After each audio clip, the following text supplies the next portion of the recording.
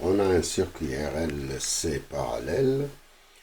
La tension d'alimentation elle est de 1 volt, la fréquence de 100 Hz. On nous demande de calculer les courants, les puissances, les valeurs instantanées, etc. Alors moi je commencerai par dessiner le triangle des admittances, puis le triangle des courants, puis le triangle des puissances. La première des choses, c'est de calculer les susceptances. Donc, l'admittance d'abord, c'est 1 sur R. Donc, c'est 1 Siemens. Maintenant, XL, c'est L oméga. Donc, c'est la fréquence elle est de 2. Donc, c'est 0,796 10 à la puissance moins 3 multiplié par 2 pi multiplié par 100. Ça nous donne combien? Ça nous donne 0,5 ohm. Alors BL, ça fait 2 Siemens. XC, ça fait 1 sur C oméga. Ça fait 1 sur C, c'est 6,37 10 à la puissance moins, ça devient 3 ici, multiplié par 2 pi, multiplié par F. Et ça donne un résultat de 0,25, ce qui nous donne un BT de 4 Siemens. On écrit les résultats. G c'est égal à 1 Siemens, BL c'est égal à 2 Siemens et BC c'est égal à 4 Siemens. Donc maintenant on va commencer. Ça va être vite, je ne suis pas obligé de me rappeler des formules. Je dessine. Ça c'est G. Ça c'est la susceptance capacitive. Ça c'est BL. Et ça c'est Y, l'admittance. Donc on a déjà, on peut calculer le phi, on peut calculer le Y, c'est G au carré plus la différence BC moins BL au carré. Donc c'est racine de 1 plus 4, c'est racine de 5 Siemens. Et puis on peut calculer, qu'est-ce qu'on peut calculer? On peut calculer les courants. Si on multiplie tout ça par V, on a le triangle des courants, donc IR, qui est égal à G multiplié par V. Donc c'est égal à 1 multiplié par 1, c'est 1 ampère. IC, c'est BC. J'ai calculé BC. BC multiplié par V, donc c'est 4 ampères. IC, IL, c'est BL multiplié par V, donc c'est 2 ampères. Et ici, c'est Y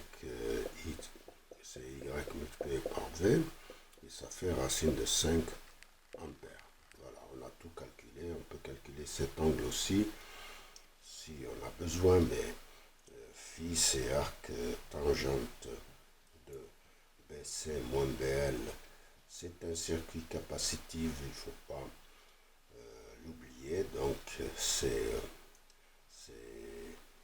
arc tangente de 2 et c'est 43, 43, oui, degrés. Voilà. Et si on multiplie une nouvelle fois par V, on a les puissances actives QC. Je vais le dessiner autrement pour pouvoir P. C'est G multiplié par V au carré, ou bien c'est IR multiplié par V, ou bien c'est IR, c'est I cosinus phi, c'est VI cosinus phi, comme on l'a dit. Donc on le calcule le plus simple, c'est ça, multiplié ça, c'est 1 watt. QC,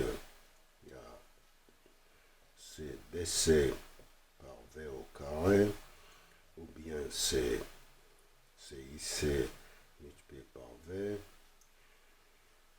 et puis QL c'est BL multiplié par V au carré, ou bien c'est IL multiplié par V.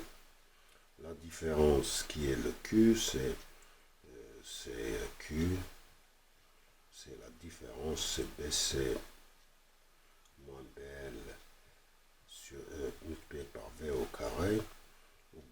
c'est la différence des courants, c'est IC moins IL multiplié par V. Et on sait que cette différence, c'est I sinus phi, donc on a VI sinus phi aussi.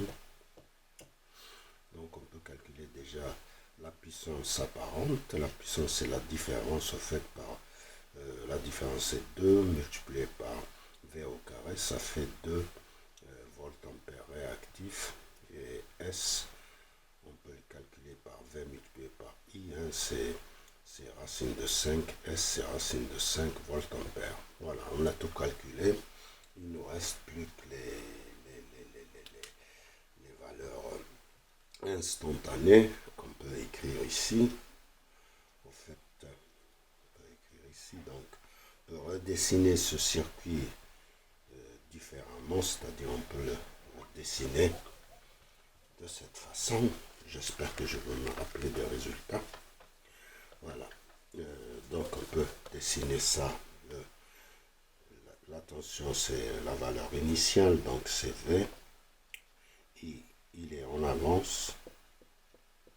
Ça, c'est 63, 43 degrés, je pense, si je ne me trompe pas. On a I. On a IR qui est en face avec IR qui est en phase. IL, et je pense que IL,